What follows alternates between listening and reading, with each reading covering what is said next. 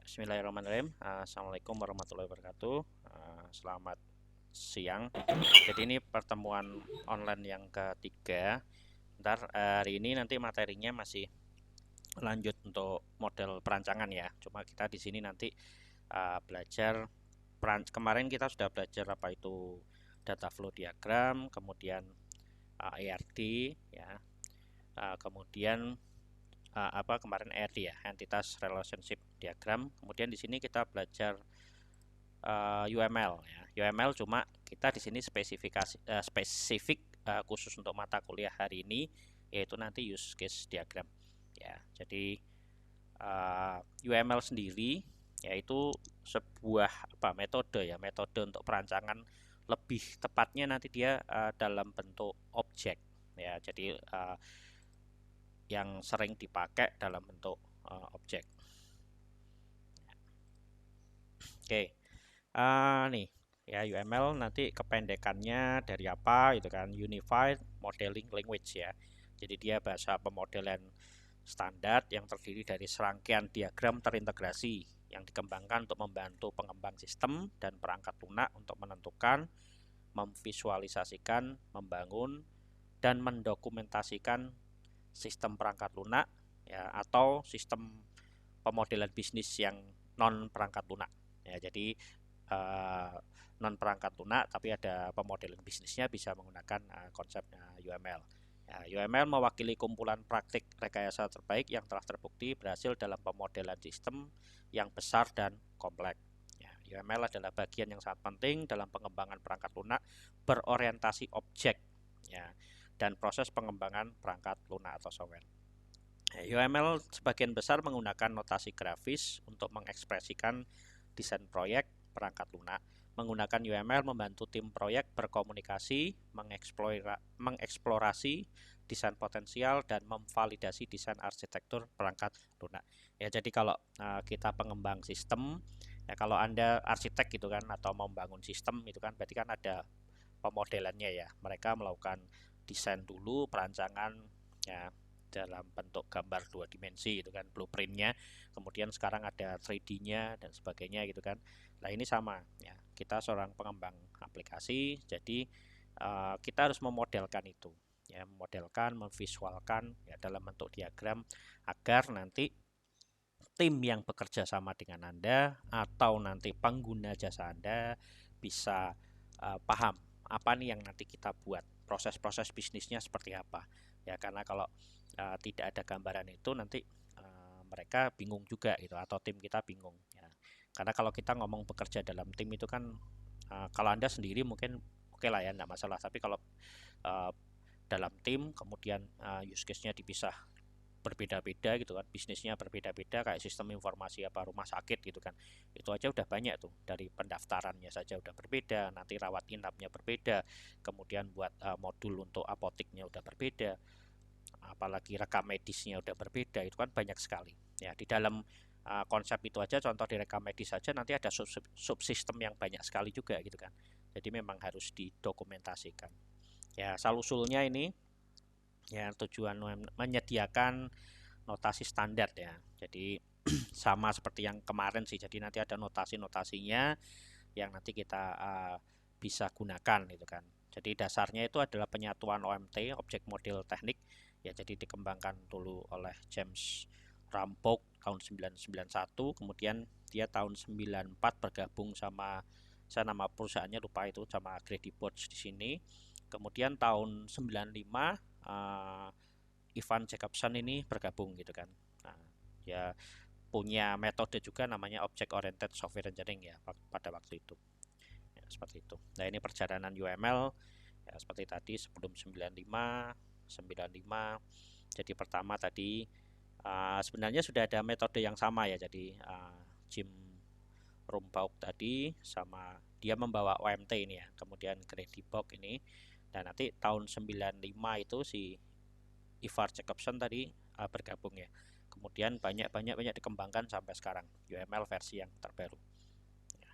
Nah ini kalau untuk UML sendiri nanti struktur apa diagram typesnya, tipenya itu nanti ada dua, dibagi dua, yaitu struktural, kemudian BH behavioral ya. Jadi nanti struktural seperti apa gitu kan. Nanti ada composite struktur diagram, ada deploy diagram, package diagram, profile diagram, class diagram, ada object diagram, ada komponen diagram ya. Kemudian kalau yang behavioral diagram atau perilaku diagram itu nanti ada state management, communication diagram, ada use case diagram, ada activity diagram, ada sequence diagram, timing diagram, interaction overview diagram.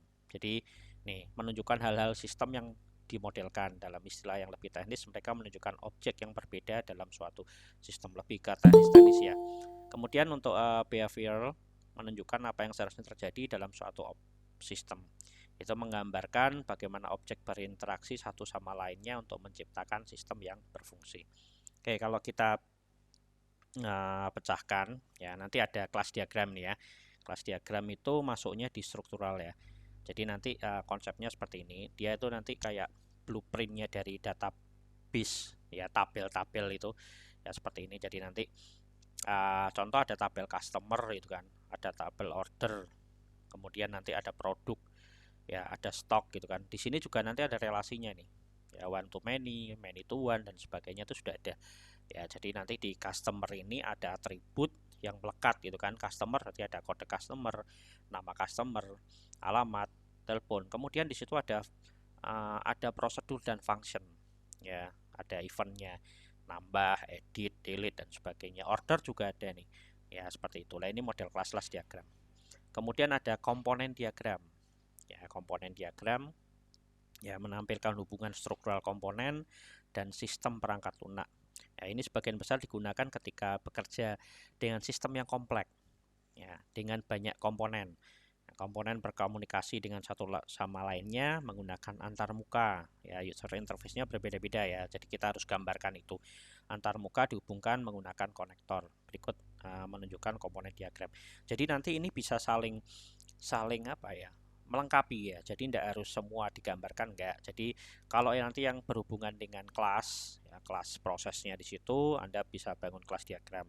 Kalau Anda mau menggambarkan secara komponennya yang secara struktural, di situ perangkat lunaknya banyak seperti tadi yang saya sampaikan ya.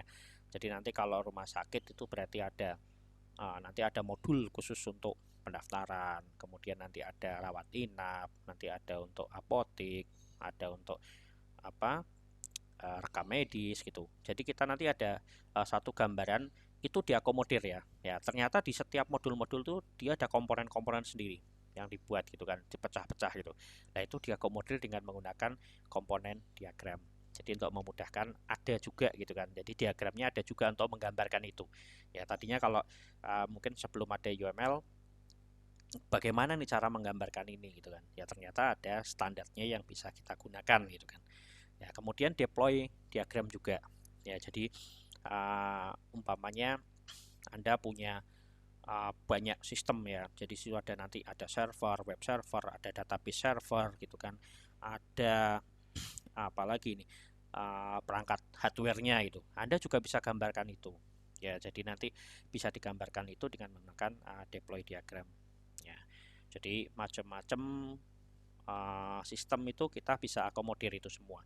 Tidak yang dari sisi codingnya aja ya, softwarenya aja, tapi kita bisa menggambarkan dari keseluruhan sistem yang ada. Nah, kemudian objek ya, objek ini mirip dengan kelas diagram ya, jadi mirip ya, cuma di sini biasanya di sini nanti tidak ada dia hanya ada atributnya aja, atribut apa ya, lebih kayak ke contoh dunia nyata ya. Jadi kalau yang tadi jadi kayak yang tadi itu kelas diagram sebagai instant ya, instant apa kayak blueprintnya aja gitu kan. Jadi atributnya ini, kemudian nanti di situ ada event-eventnya, umpamanya order ya, bisa nambah order, edit order, hapus order dan sebagainya lah. Kalau di objek diagram ini dia lebih konsepnya seperti ini gitu. Jadi biasanya nanti tidak ada prosedur sama eventnya tadi. Jadi isian-isiannya langsung, umpamanya ini customer ya, di sini nanti untuk di sini ada atribut-atributnya, customer ID dan sebagainya, nanti order 1 lah, ini dia menggambarkan seperti ini. Jadi data-datanya ini ya, nanti kalau dia dipecah gitu kan, isiannya seperti ini ya. Oke, seperti itu. Jadi apa namanya? Secara konsep ini mungkin hampir mirip ya, hampir mirip dengan kelas diagram ya. Cuma memang dia penggunaannya sih berbeda itu. Objek diagram sih saya jarang pakai, terus terang saya jarang pakai ya, karena sebenarnya kita pakai untuk kelas diagram aja sebenarnya sudah cukup gitu. Nah, seperti itu.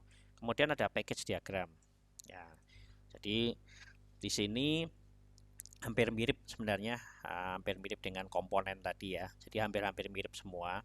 Ya, cuma di sini mungkin lebih ke apa package itu kayak library ya mungkin ya. Nah, karena kan ini dulu bangunnya sistem ini itu dari awal tahun 95 mungkin ya, ini menurut saya ya.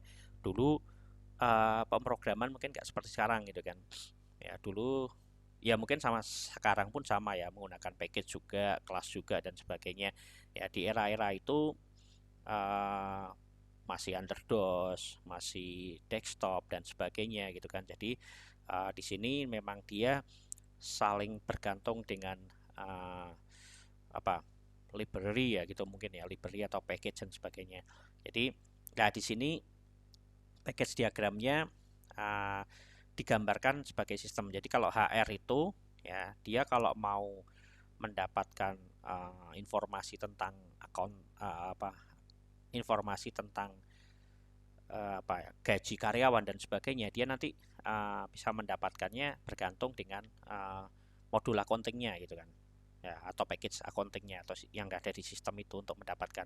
Nah, begitu juga nanti kalau di bagian invoice gitu kan dan sebagainya, supplier dia bayar bayar invoice-nya dari supplier itu kan atau customer dan sebagainya, dia nanti lihatnya harus ke modul accounting gitu ya, seperti itu ya. Saya tidak terlalu pakai ya package diagram ya, cuma ada gitu nanti kalau memang kebutuhannya memang memang butuh gitu kan, di sini bisa diakomodir gitu. Jadi memang seperti itu. Oke, nanti kalau memang saya salah mungkin bisa di koreksi ya nanti kalau di internet dan sebagainya, atau nanti kalau ada informasi baru nanti saya sampaikan. Oke, di sini ada profil diagram ya. Jadi ini mulai diperkenalkan di UML 2. UML 2 kalau Anda lihat di sini itu berarti mulai di tahun 2005 ya, ada namanya profil ya. Jadi ada class name-nya, ada stereotype-nya ya. Stereotype-nya itu nanti juga ada ya di sini. Oke, kemudian di sini ada komposit. Ya, digunakan untuk menunjukkan struktur internal suatu kelas. Ya, ini. Jadi di sini student, teacher, ya. Kemudian modelnya seperti ini ya. Nah, di dalam komposit, contoh di sini adalah di struktur sekolah ya. Ya, di situ nanti ada student, ada teacher. Nah, ini nanti yang akan kita gunakan ya, use case ya, use case. Jadi ini tipe diagram yang paling dikenal di UML ya. Di UML itu nanti banyak sekali. Ada berapa diagram ya itu ya. Supaya seperti tadi ya yang di tipenya tadi. Ya, jadi ada yang behavioral dan apa tadi struktural ya. Jadi disitulah ini yang salah satu yang sering dipakai ya, use case. Ya, jadi nanti di sini kalau di use case itu ya semua diawali nanti ada aktor ya. Aktor itu bisa manusia, bisa benda, entity ya. Yang pasti dia entitas ya. Dia bisa nanti sistem sendiri juga bisa gitu kan. Ya, atau lembaga dan sebagainya gitu. Nah, nanti di sini ada boundary-nya sistem ya. Boundary-nya itu ada kayak batasan dari apa yang akan Anda tampilkan di diagram itu ya. Contoh umpamanya nanti Anda di situ hanya untuk booking order umpamanya seperti itu. Jadi ada boundary-nya nih. Jadi biar nanti tidak melebar. Di sini hanya membahas tentang booking order, order online atau pendaftaran dan sebagainya. Nah, di sini dia contohnya hanya membatasi di sini travel agency gitu kan. Ya. Atau nanti lebih detail lagi, lebih kecil lagi bisa gitu kan. Ya, jadi nanti di sini ada travel agent, ada customer, ada touring company, ada airline company ya. Ya, ini adalah nanti use case-nya ya. Ya, di dalam sini ya. Jadi dia bisa book online tiket, bisa deliver tiket, bisa pembayaran travel tiket customer, ya bisa booking juga, kemudian bisa bayar gitu kan. Dan nanti kalau setiap ada pembayaran ini travel agentnya nanti dapat komisi gitu kan. Ya, kalau nanti bayar ini dia harus pay for airline ticket. Ya, jadi nanti ada apa itu include, ada extend, nanti saya jelaskan ya. Nah, seperti itu konsepnya. Oke, kemudian ada activity, ya activity diagram. Jadi nanti dia bekerjanya modelnya seperti ya ini semua tadi yang model ini ada behavior ya. Jadi perilaku ya, perilakunya dari pengguna ya. Ini lebih ke pengguna. Ini juga nanti perilaku pengguna, aktivitasnya diagram. Dia masukkan kartu, masukkan, kalau salah nanti jadi ada activity diagram yang digambarkan. Pertama start, ini contoh di ATM ya ini. Jadi di ATM itu kan kita masukkan kartu, kemudian masukkan PIN. Nah, nanti di situ ada validasinya, ya ada rule-nya di situ, ngecek kalau invalid maka dia ngapain itu kan. Kalau valid maka akan menampilkan menu. Nah, nanti selanjutnya di situ mau informasi saldo, harus transfer dan sebagainya, itu ada aktivitas lagi itu kan. Ada aktivitas lagi yang bisa Anda pecahkan. Ya, kemudian ini ada state mesin diagram ya. Jadi di sini lebih mirip kayak activity ya. Jadi lebih ke activity. Ya, cuma nanti bedanya apa nanti kita coba setelah kita coba setelah praktek ya, nanti setelah kalau setiap diagram ini nanti kita akan coba pelajari. Oke, ini sequence ya. Sequence itu hampir mirip dengan activity ya, hampir mirip dengan, sebenarnya activity di sini modelnya nanti ada kayak blok-blok ini. Jadi bisa seperti ini, bisa model blok. Jadi kalau umpamanya di sini berarti ada 2 blok ini ya, berarti user nanti ada bloknya seperti ini. Jadi ada bloknya di sini, sorry ya, di sini ada blok user.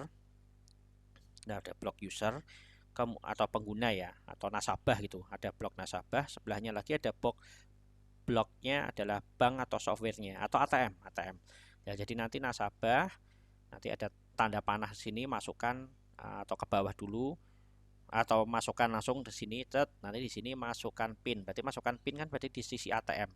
Kemudian balik lagi di sini, nanti ada kotak lagi di sini, enter PIN. Nah, enter PIN posisinya berarti di bloknya si siapa? Bloknya dari dari user gitu kan. Sebentar, mungkin kalau digambarkan seperti ini ya.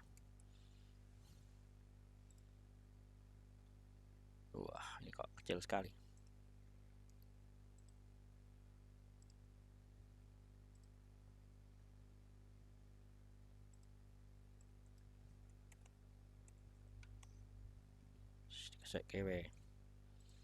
Ya, umpamanya nanti di sini ada blok nih.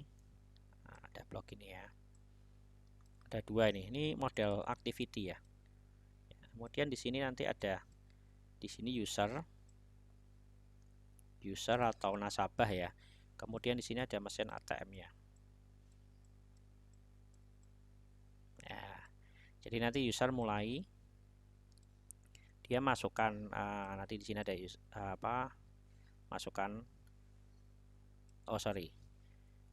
ini di sini dia masukkan kartu ATM ya, ATM ya, tulisannya elek nganggo mouse soalnya.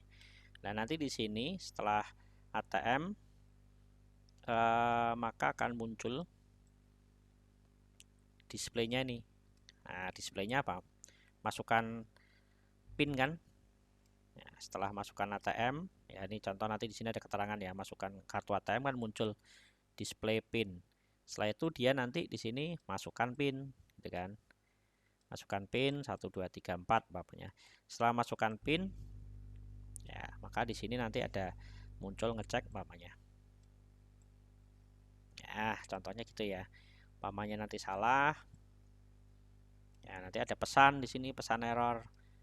PIN salah. Nah, ini kan yang dilihat dari user nih. Tapi ATM-nya kan yang bekerja. Yaitu namanya activity. Kemudian kalau benar, maka displaynya muncul lagi nih. Nah, umpamanya di sini display. Nah, seperti itu ya. Ini selesai. contoh ya, jadi untuk masukan aja ya. Nanti kalau dia mau lanjut ya, ini Anda bisa buat activity yang lain. Jadi itu activity diagram sebenarnya seperti itu. Nah, urutan itu tadi sekuen juga sama ya, hampir mirip ya, jadi prosesnya juga hampir mirip.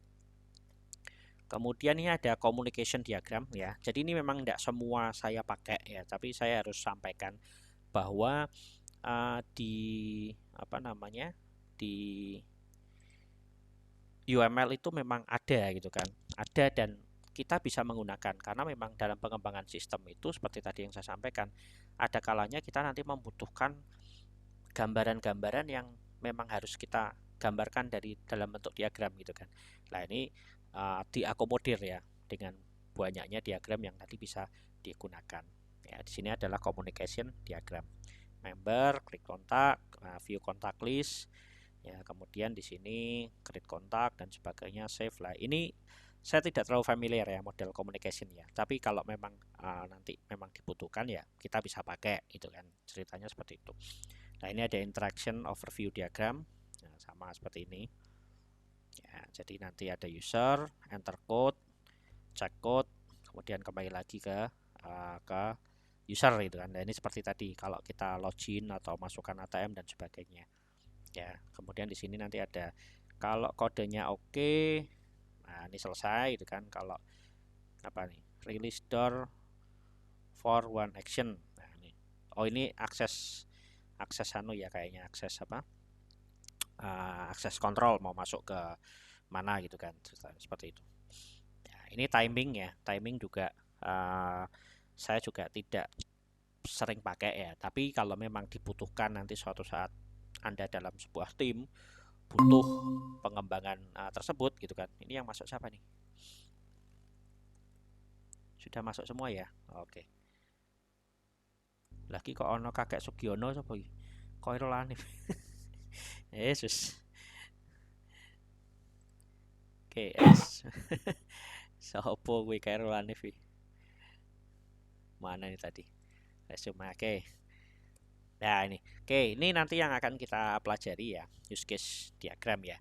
Jadi fungsinya adalah sebuah sistem dari perspektif pengguna ya. Use case bekerja dengan memberikan deskripsi tipikal interaksi antara nih tipe nih user sebuah sistem dengan sistemnya sendiri ya, melalui sebuah cerita bagaimana sebuah sistem itu dipakai, urutan-urutan langkah-langkah yang menerangkan antara pengguna dan sistem, yaitu disebut skenario. Jadi nanti use case diagram itu ada skenario nya ya. Jadi ini loh skenario-nya, kira-kira digambarkan dalam bentuk use case diagram ya. Setiap skenario mendeskripsikan urutan kejadian ya. Setiap urutan diinisialisasi oleh orang, sistem, perangkat keras, urutan waktu dan sebagainya, itu nanti yang disebut aktor ya.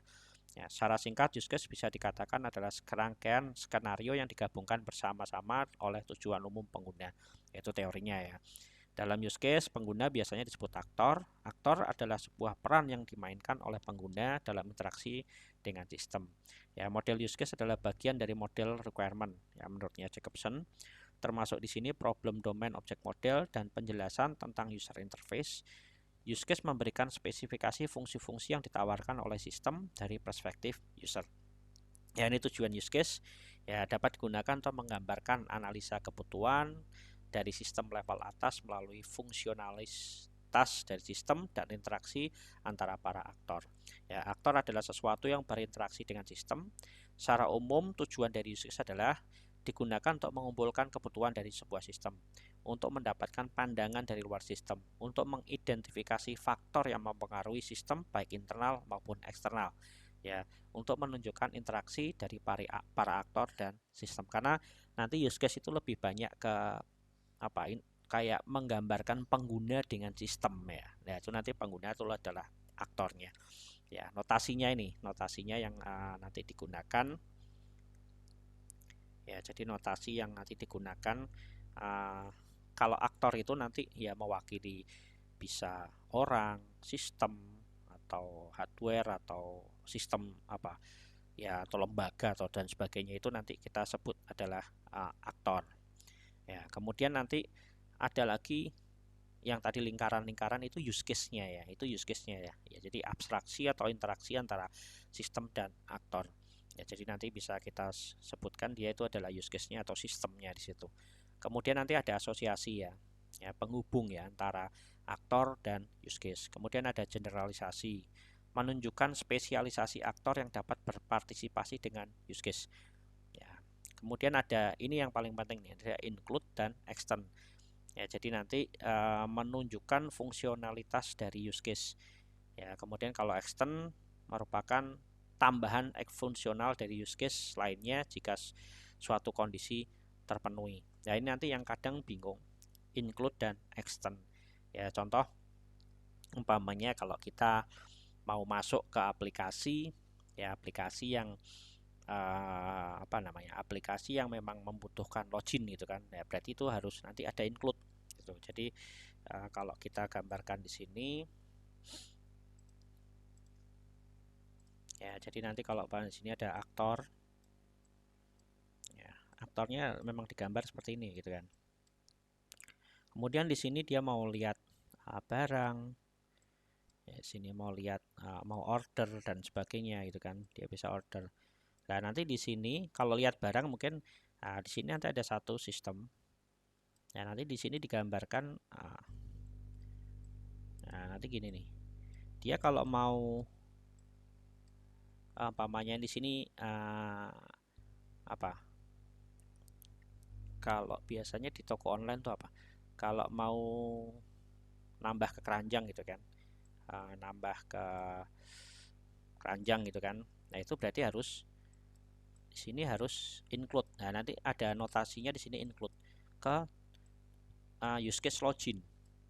Ya, karena tidak bisa dia. Ya, jadi di sini nanti ada include sama login kalau mau payment pamannya bayar. Nah, tapi kalau di sini hanya lihat-lihat saja, ya dia tidak perlu include gitu. Kalau mau lihat, kemudian di sini ada modul lagi pencarian. Nah, di sini extend modelnya. Ya, karena tidak perlu, kan belum extend itu berdiri sendiri ya. Dia tidak bergantung gitu kan sama cari juga tidak bergantung sama ini, dia bisa berdiri sendiri. Tapi kalau Anda mau bayar atau mau mau favorit gitu, ngelis gitu kan kayak di Tokopedia kan, berarti harus login. Nah, di sini harus include nih. Harus include ke use case yang lain ya, bergantung. Nah, itu nanti model include dan exclude. Ya, pembahasannya seperti itu. Ya, ini contohnya ya. Ini contoh dari use case ya. Nah, itu tadi ada extend dan include ya. Jadi kalau online examination prepare ya, extend seperti itu ya. Nah, ini nanti kalau dia mau take ya, dia harus include, harus login gitu kan, dan harus register juga ya, studentnya ya, maksudnya dia harus login dan harus sudah terregister baru dia bisa melakukan exam ya, seperti itu. Nah, ini contohnya, ini contoh kasus lain ya, kasus online shopping umpamanya. Ya, di sini aktornya ada satu, web customer gitu kan, web customer ya. Ya, cuma di sini nanti ini ada general, ada asosiasinya, modelnya beda ya dengan yang lainnya. Maksudnya ini dia itu bisa menjadi dua jenis ya. Ya, yang customer baru yang belum terregister berarti gitu kan, dan yang sudah terregister. Ya, di sini tuh menggambarkan itu. Jadi ini bukan ada 3 aktor gitu kan. Ya, ada satu aktor, cuma nanti jenisnya ada dia yang memang sudah terregister atau yang belum. Kalau yang sudah terregister, dia bisa melakukan hanya melihat saja item-item. Ya, atau yang baru nih, yang baru hanya bisa melihat dulu. Ya, ya, kemudian dia bisa melakukan register, hanya itu aja. Dia tidak bisa melakukan pembelian, ya, melakukan pembelian belanja itu kan, atau apalagi check out gitu kan, karena dia hanya bisa view dan klien. Apabila dia sudah terregister, maka dia bisa melakukan sama seperti tadi, view item juga ya, dan dia bisa melakukan pembelian gitu kan, atau beli barang di situ. Nah, make purchase di sini ya, make purchase ini nanti bisa melakukan check out juga. Jadi ada satu use case ya yang dilakukan dia ini bisa dijalankan jika dia sudah ada pembelian gitu kan. Nah, paham ya. Jadi dia include nih, kalau checkout ini dilakukan tahu-tahu keluar gitu kan, nggak bisa, karena dia harus ada prosesnya di sini. Ya, make purchase juga ini, ya, uh, dia bisa dilakukan jika dia harus searching dulu, gitu. Ya ceritanya gitu, harus lihat-lihat dulu list ya, baru bisa dilakukan. Ya seperti itu. Kalau nggak seperti itu dia nanti nggak bisa gitu kan. Memang harus lihat-lihat dulu. Nah ini boundary-nya, batasannya adalah sub system online shopping gitu kan. Kemudian ada aktor lagi nih, ya authentication ya. Saat ini bisa sistem ya. Ini bukan bukan memang benar-benar orang, umpamanya authentication orang, umpamanya kamu login nanti harus ada approval, bisa jadi seperti itu. Umpamanya di bank kan seperti itu, umpamanya nanti ada penarikan jumlah besar, berarti harus ada approval dari sisi apa manajer banknya atau kepala cabang dan sebagainya. Ya di sini kalau kita ngomong service berarti sistem yang melakukan pengecekan ya. Jadi nanti kalau ada register baru, nanti di situ sistem ngecek keluar OTP-nya, namanya one token password, masuk ke email Anda itu kan, nanti dimasukkan lah, itu sistem ini kan, ada service ya di sini. Ya dia umpamanya ya di sini nggak tahu nih kondisinya servisnya di sini aktor apa orang ya. Ini anggap aja mungkin di sini sistem ya. Nah dia bisa view ya.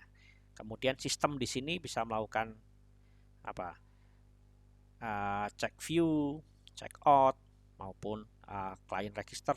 Ini mungkin orang ya di sini ya. Ya ini anggap aja kita tidak tahu secara spesifik ya. Anda boleh jadi menggambarkan apapun, karena seperti yang kemarin saya sudah gambarkan, informasikan, enggak ada yang benar dan salah, mungkin pantas apa enggak, cocok apa enggak gitu kan Anda menggambarkannya desainnya ya.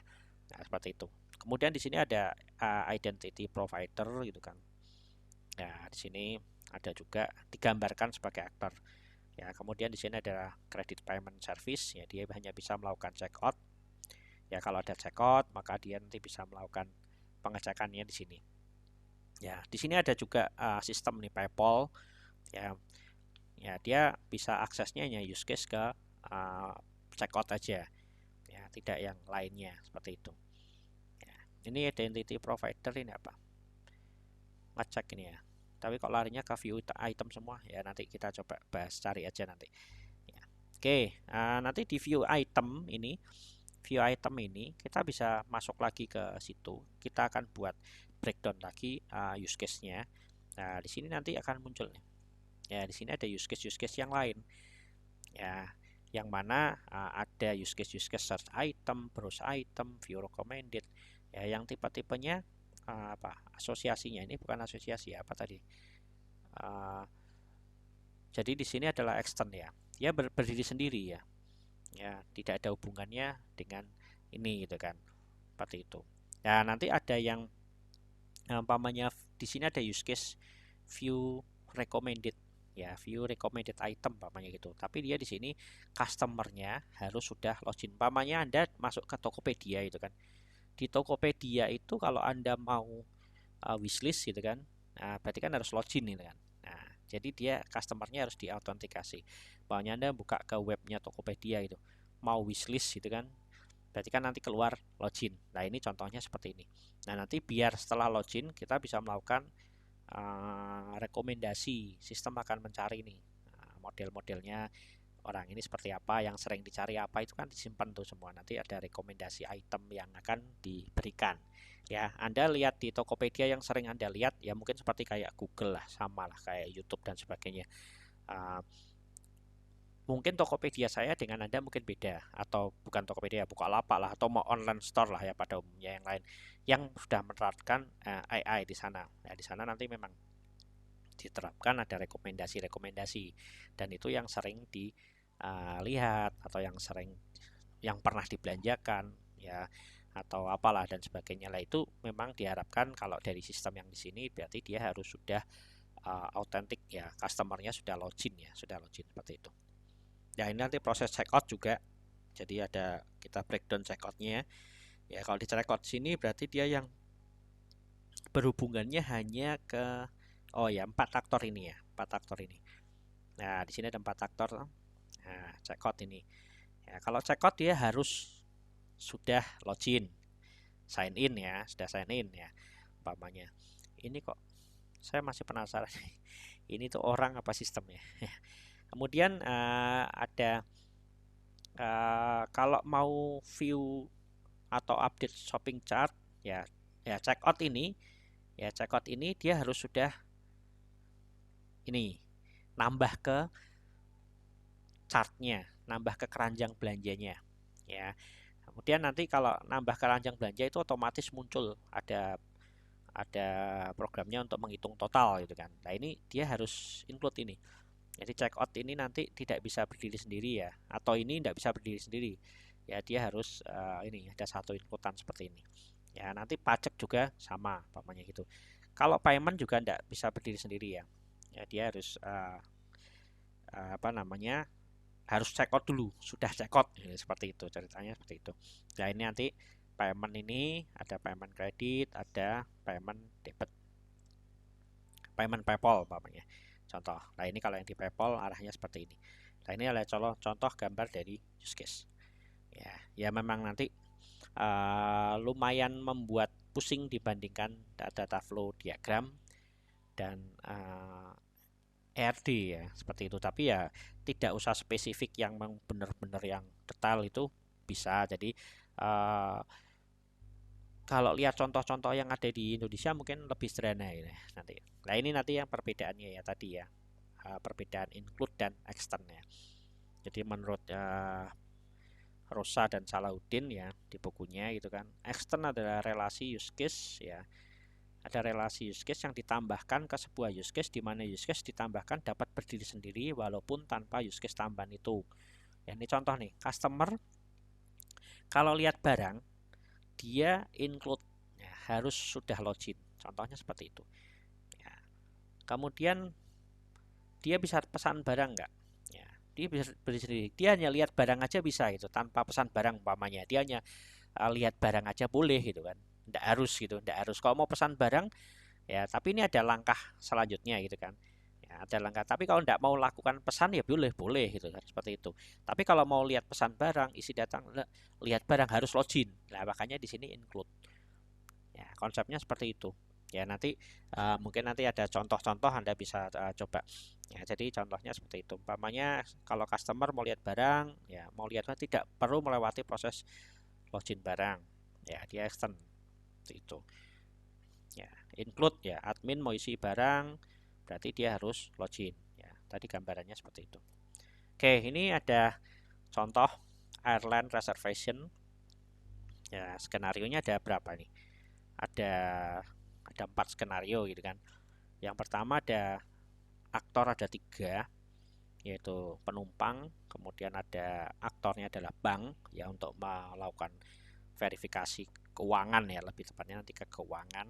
Kemudian ada admin ya. Kemudian di situ nanti ada passengernya, bisa menambah, melakukan pengecekan tiket, booking tiket, pembayaran tiket, membatalkan tiket, cek status penerbangan, terus mendapatkan informasi penerbangan. Kemudian ada admin ya, bisa membatalkan tiket penumpang, bisa mengupdate informasi penerbangan. Kemudian ada aktor lagi adalah bank untuk melakukan validasi pembayaran. Oke, Anda bisa masuk ke apa kemarin, kalau Anda masuk ke kok Draw.io ya. Sudah pada nyoba belum ini? Sudah download belum? Sudah download belum ini? Jujur ayo. Sudah pada nyoba belum? Tes? Belum, Pak. Belum ya. Nah, nanti tolong di-download ya, di-download atau coba online ya. Nanti kan tugas-tugasmu soalnya di sini. Oke, kita coba ya. Skenario yang tadi kita coba buat ya. Nanti Anda bisa kelas sekarang ya, use case nya saya kasih nama lah. Tadi apa tadi? Soalnya airline reservation system umpamanya. Airline reservation ya. Fashion system.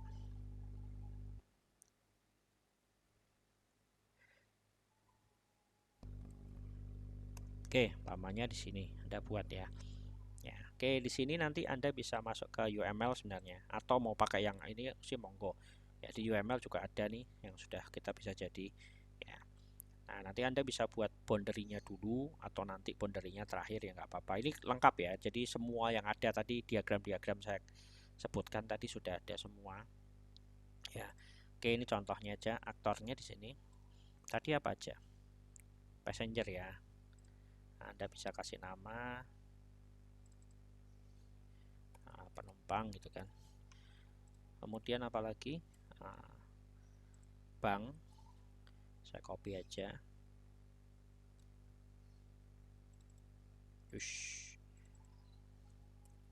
Bank, kemudian admin. Anggap aja di sini admin nih. Ya, oke. Kemudian di situ apalagi tadi? Ya, oke di sini nanti mungkin kalau memang mau ditambahin boundary ya monggo sebentar. Square aja deh. Kok enggak bisa lurus? Oh, sebentar, saya cari ya. Bisa di searching enggak? Boundary.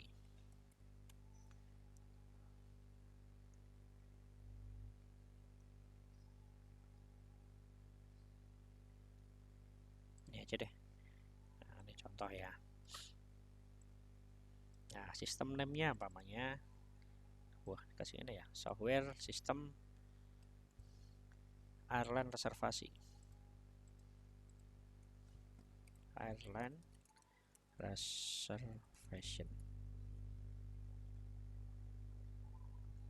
Yes, contoh aja deh. Nah, sistem name-nya loh, kok sistem name belum dikasih. Oh, airline reservation. Nah, banyak ini ya.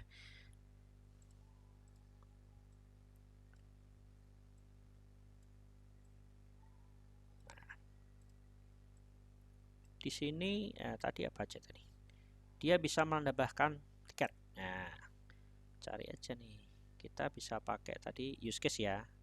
Nah, use case-nya di sini add tiket. Ya. Tambah tiket. Tambah tiket tuh maksudnya beli tiket ya. Ya. Tambah tiket gitu kan atau beli tiket ya. Ya wes intinya gitu ya, Anda tahu ya. Kemudian Anda bisa apa lagi? Sebelum beli berarti apa? Cek tiket. Ya, atau dibalik nih.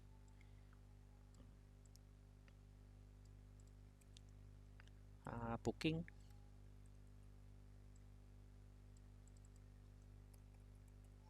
Booking tiket. Apalagi? Pembayaran. Payment ya, bayar. Payment. Ya. Payment kemudian apa lagi?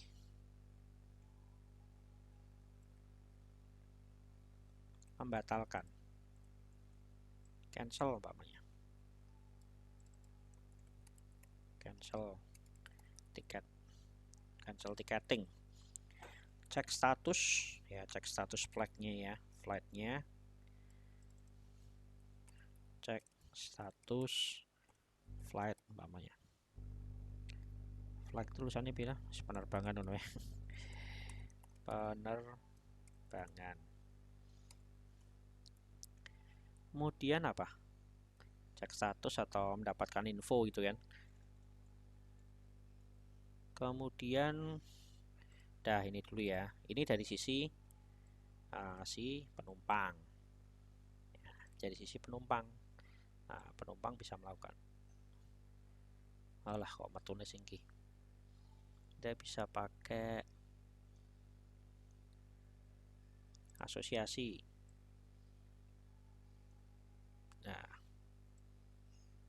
Nah, seperti ini ya.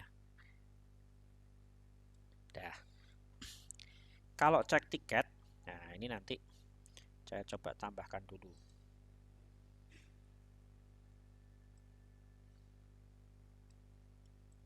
Bisa beli tiket. Nah, ini jangan tambah tiket ya. Beli tiket itu ya. Booking tiket namanya. Booking aja bisa enggak? Ya bisa gitu. Ya, contoh Nah, di sini karena sistemnya ini di sini tidak ada skenario ya, tapi kita bisa tambahkan nih. Nanti di sini harus apa ini? Include-nya apa ini kalau bisa masuk semua ini? Include-nya apa kira-kira? Login. Nah, nanti di sini Anda bisa buat di sini nggak ada sih. Anda cari ya, adanya extend ini. Include nggak ada, Anda bisa cari di sini nih di atas sendiri. Include. Nah, ada nih include. Nah, jadi kalau ini saya bisa tarik di sini. Astagfirullahaladzim. Nah, nah sini dia harus sudah login. Nah, seperti ini. Jadi nanti ada gambaran nih. Kalau mau cek tiket ya user harus sama. Kalau beli tiket berarti harus sama sudah login gitu kan. Gambarannya seperti itu. Ya, nanti kalau cek tiket ini mau beli ya ini bisa nanti seperti tadi ya. Bisa jadi di sini extend ya, cek tiket aja tapi tidak jadi beli kan juga bisa gitu kan. Anda bisa pakai extend. Ya, extendnya tadi mana? Ya itu nanti kalau mau lengkap ya seperti tadi. Ya, ini contoh aja. Extend. Kalau nggak ada Anda bisa cari di sini ya. Extend ada. Extend. Nah, umpamanya ini contoh aja deh.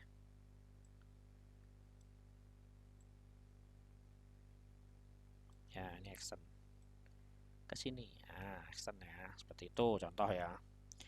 Ya, nanti Anda bisa desain lah ya. Kemudian kalau mau booking ya harus include. Nah, seperti itu contoh ya. Ini kita lengkapin aja deh. Masih ada tuh nih? Masih ada ya. Sambil turu Pak. Ya apa-apa. Ini di kelas apa di kampus apa di anu nih? Ini masih di kos Pak, nanti Di kos, offline Pak. lagi jam 3:30. Oh, ada offline. Wes. Oke. Mata kuliah apa? Mata kuliah Pak Fatur, rekayasa tanggal lunak. RPL. Wah, kingko berarti ono ngene-ngene juga iki. Mirip ndak? Beda ya? Oke Pak, Oh ya wes, berarti gue sisa sih ya. Berarti ada seperti ini ya? Nanti ada rancang desain seperti ini ada sama ya? Ada, Pak. Oh ada ya wes, oke.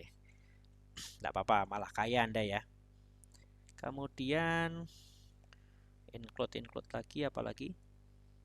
Nah, kemudian cancel sudah. Anggap aja ini berarti ini kalau admin ngapain aja? Admin hanya bisa melakukan jangan pakai ini deh. Satu lagi lah, umpamanya kita nambah use case lagi.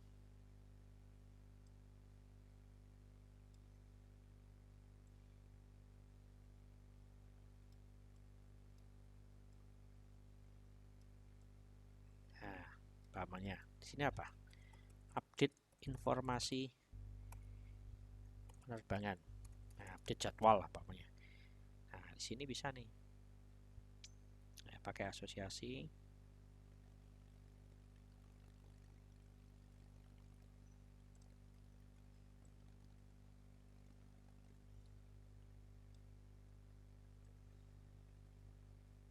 Ya, seperti ini. Ya, jadi seperti ini. Ini nanti Anda tinggal lengkapi ya umpamanya. Nah, di sini berarti bisa payment.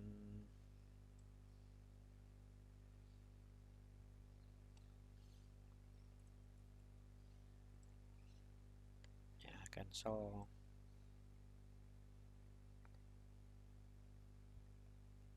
Nah, nanti Anda kalau mau apa di RPL pakai tool ini aja bisa. Nggak apa-apa.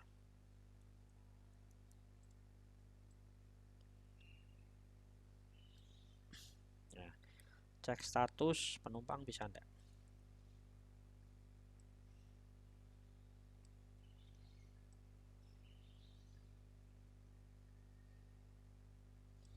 Ya. Kemudian setelah biasanya kalau booking tiket itu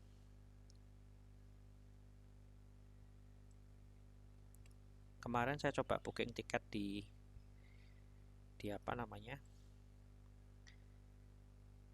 Di di KAI online ya. Ya, KAI online itu dia bisa milih apa? Milih choose seat ya. Seat ya, bisa pilih tempat duduk ya. Ini setelah booking. Setelah booking atau setelah booking ya. Ini setelah booking ya. Nah, nanti bisa include juga nih. Yang umpamanya mau di include ya. Ya, jadi kalau mau ada ini dia juga harus dari sini gitu kan. Nah, ini ben akeh. Nah, ya, bisa choose seat ya. Kemudian setelah pembayaran ini tadi yang lupa nih, pembayaran berarti harus ada validasi ya, validasi payment apa, validasi pembayaran ya, validasi pembayaran lah gitu aja ya. Nah, ini makanya Anda bebas sih nanti. Nah, di sini nanti Anda bebas mendesain ya, seperti itu.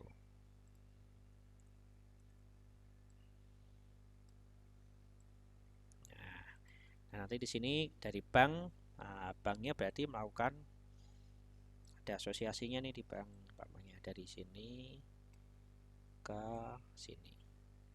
Nah, seperti itu ya. Atau kebalik gitu kan. Sorry, tadi kebalik ya.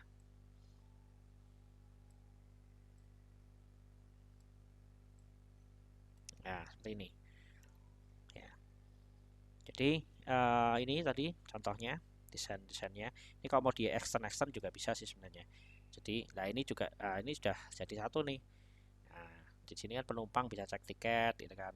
Nah, ya, jadi ini kalau mau beli tiket ya, kalau mau cek aja ya enggak apa-apa gitu kan. Tapi kalau booking tiket berarti harus dari beli umpamanya. Ini nanti bisa mau ini berdiri selain dari include login, dia juga dari ini booking sama ini juga bisa extend. Booking aja enggak beli kan juga bisa. Enggak jadi gitu kan. Ya, tapi kalau payment ini harus dari booking dulu. Ya, ini jadi nanti Anda bisa berikan tadi bisa belikan include-nya ini. Ini juga include-nya juga bisa dari sini. Ya, wis kok pengujimu ben pusing dulu desainmu. Ya, tapi kan semakin lengkap gitu kan. Ya, cancel ini extend juga bisa gitu kan. Ya, umpamanya cancel berarti dari booking ya atau dari payment. Ya, jadi ini bisa include juga gitu kan. Kalau ini dia beli umpamanya tidak jadi booking, booking ini tidak jadi beli ya, ini bisa extend, nanti tinggal arahnya ke sana apa ke sini tinggal disesuaikan. Ya, kalau ini tidak ada hubungannya langsung ini sama ini. Kalau ini kan ada hubungannya langsung, ini ada hubungan langsung. Nah, use case ini nggak ada hubungan langsung, sama ini juga nggak ada. Jadi Anda tidak usah tarik garis. Ya, seperti itu. Jadi yang ditarik garis itu yang ada hubungannya umpamanya. Ya, payment, ya, booking dan sebagainya. Ya, ini contohnya ini sudah jadi nih umpamanya. Tadi Anda membuat sebuah, ini taruh atas ya. Include lagi band. Oh iya, ini include-nya juga bisa digeser nih. Kayaknya bisa digeser deh.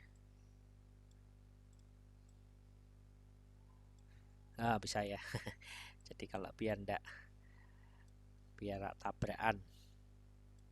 Nah, contoh aja seperti ini. Ini sudah jadi tadi sesuai dengan skenario-nya yang tadi kita buat. Jadi skenario-nya tadi sudah jadi, ya, skenario-nya yang sudah kita sesuaikan. Ya. Oke. Kemudian umpamanya di sini ada yang tanya enggak? Ini nanti bisa dilengkapi nih ya. Umpamanya payment nanti di sini mau di sini berarti harus apa nih? Tadi bisa extend dan sebagainya nanti bisa disesuaikan. Di sini ada yang tanya enggak?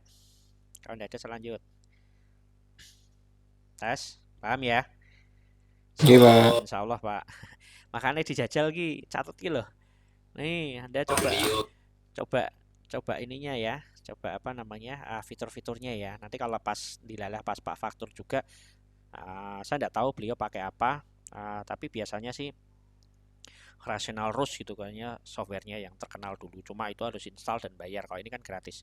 Dan ini kecil, Anda bisa mainkan langsung running ini di web ini ya, mau di-download ya download aja nggak apa-apa. Hasil ini juga Anda bisa ekspor nih nanti kalau banyak kebutuhannya mau di PDF dan sebagainya, langsung buat untuk mata tugas atau nanti besok umpamanya Anda mau buat untuk skripsi gitu kan. Nah, itu bisa langsung dipakai gitu. Seperti itu. Oke, kemudian skenario lagi, satu lagi ya. Nah, buat ATM nih. Di sini ada aktornya aja, hanya siapa? Hanya sebentar, tak balas SMS.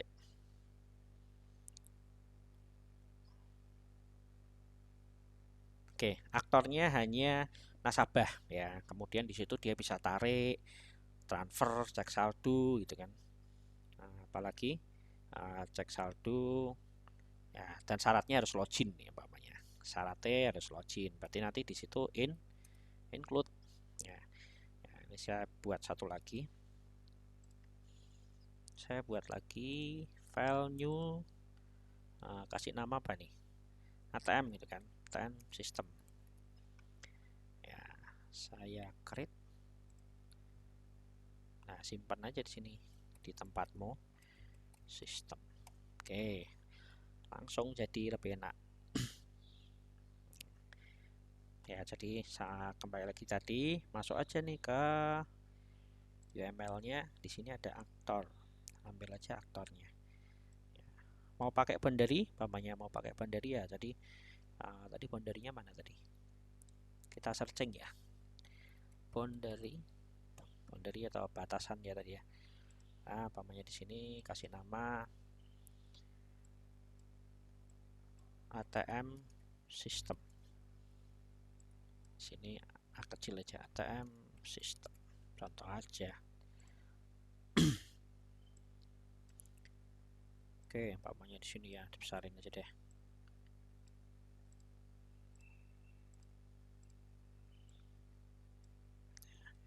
Oke, di sini umpamanya di sini namanya deh. Yang tadi yang bawah, yang atas mantas ini ada. Udah nggak apa-apa deh. Minggungi ya, ATM system itu kan. Kemudian di sini ada tadi apa pertanyaannya? Nah, berarti use case-nya tarik tunai, transfer, cek saldo, pembayaran ya. Ya, berarti Anda bisa buat use case lagi kayak tadi. Cek saldo. Kemudian transfer. Nanti saya upload ya. Temanmu nanti kalau yang enggak join suruh nonton, nanti absen di grup. Cek saldo, pembayaran, apalagi di ATM apa meneh? Cek saldo, pembayaran apa meneh? Biasanya apa itu? SQW sementara ya. Cek saldo, transfer, pembayaran, apa meneh toh? Deposit enggak ada ya. Cek saldo, transfer, pembayaran. Itu tahu ya kayaknya ya. Pembayaran ya, anggap aja itu ya. Kemudian di sini pasti nanti harus ada login namanya. Di sini harus ada login. Dan ada login ya, seperti tadi. Anda tinggal buat apa namanya? Asosiasinya tadi.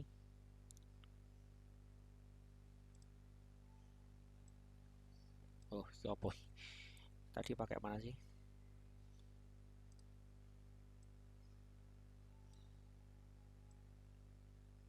Nah, seperti ini. Sedikit gampang weh. Yang penting nanti penggunanya tahu, pengguna jasa Anda dengan gambaran sistem Anda, dan yang kedua tim Anda juga bekerjanya nanti paham gitu kan. Jangan sampai Anda nggak WDW malah pusing DW lah, itu kan ya, jangan. Nah, ini kan berarti harus login.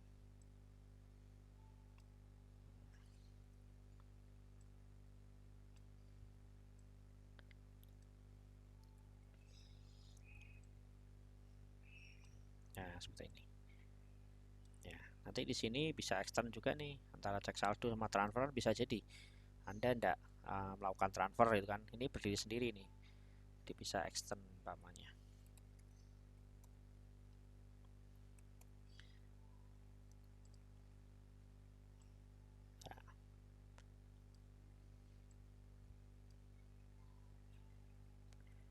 pembayaran juga kalau transfer tok tapi tidak pembayaran juga bisa gitu kan. Nah, seperti ini gitu kan. Nah, sederhana kan. Ya, jadi include ya.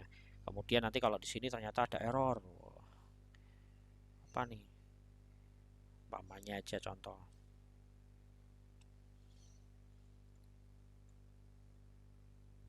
Ya.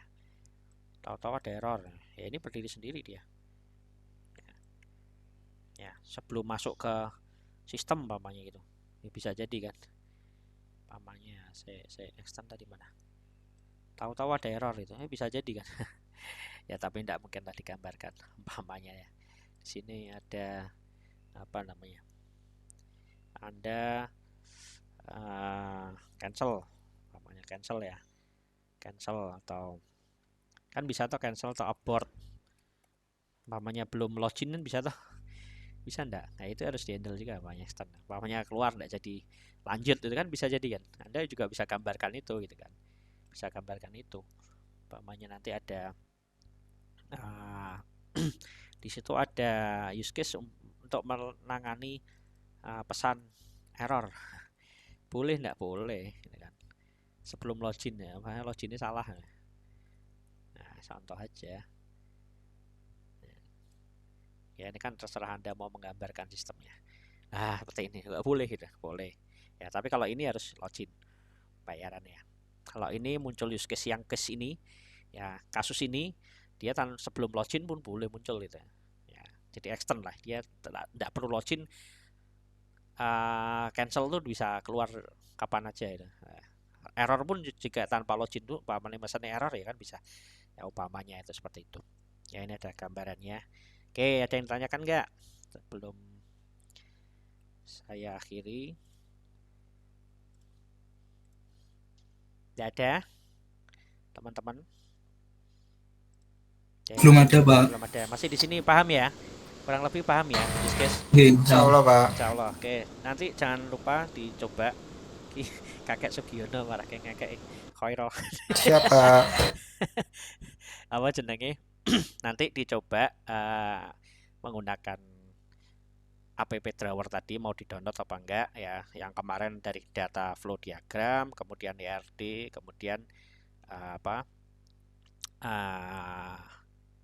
use case diagram ya yang sekarang ya, yang terbaru yang Anda coba ya. Jadi itu nanti bisa dicoba dipraktekkan. Nanti tugas saya nanti terkait dengan itu. Jadi ada satu kasus pengembangan sistem, Anda buat DFD-nya, kemudian Anda buat RD-nya, kemudian use case-nya milih nih mau dipakai yang mana.